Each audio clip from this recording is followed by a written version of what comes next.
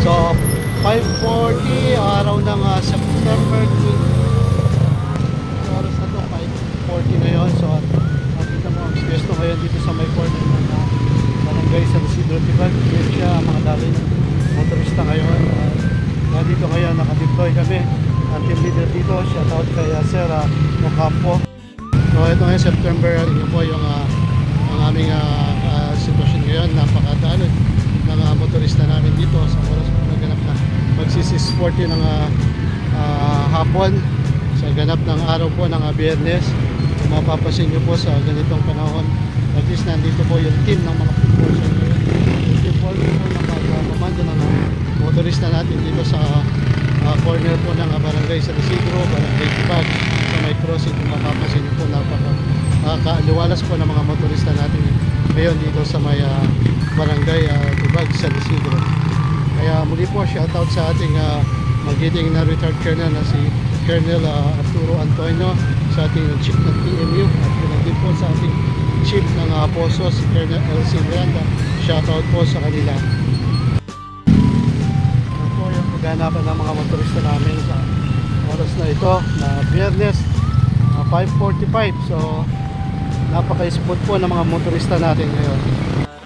Mapapansin nyo po, clear, napakaganda po ng aming mga pagmamando.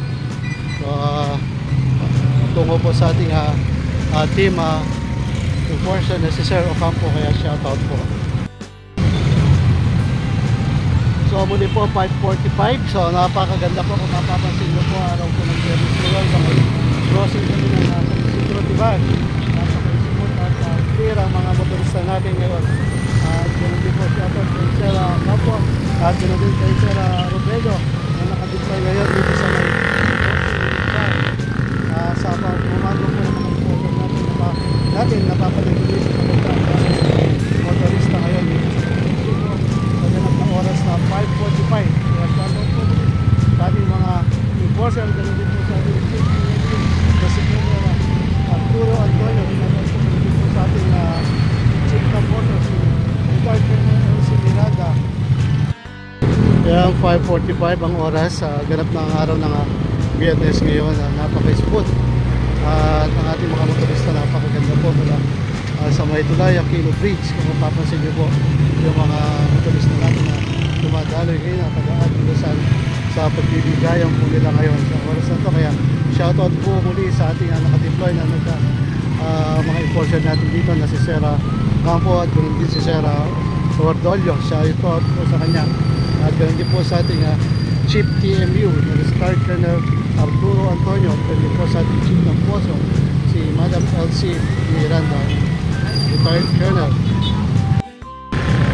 Yan po, kung mapapansin nyo yung mga gamit ng mga motorista natin ngayon dito sa may crossing Tibag sa Isidro sa pagganapan araw ng September 19. Oras po ng 5 to 6 ng gabi ngayon. Napakaganda po ng daloy ng mga motorista natin. Kaya muli po shoutout sa ating mga nakadeploy na enforcer dito na si Sir Ocampo, at ganoon din si Sir Gorgolio na nakadeploy, at isa na rin po tayo nagpupulong ng mga motorista natin para magpapaganda ang daloy ng mga motorista dito sa kahabaan ng Albino Road.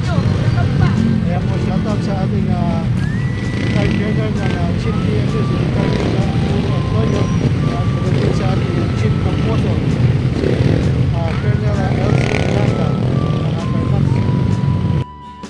So 10 to 6, clear na clear po ang daloy ng crossing San Isidro Tibag natin.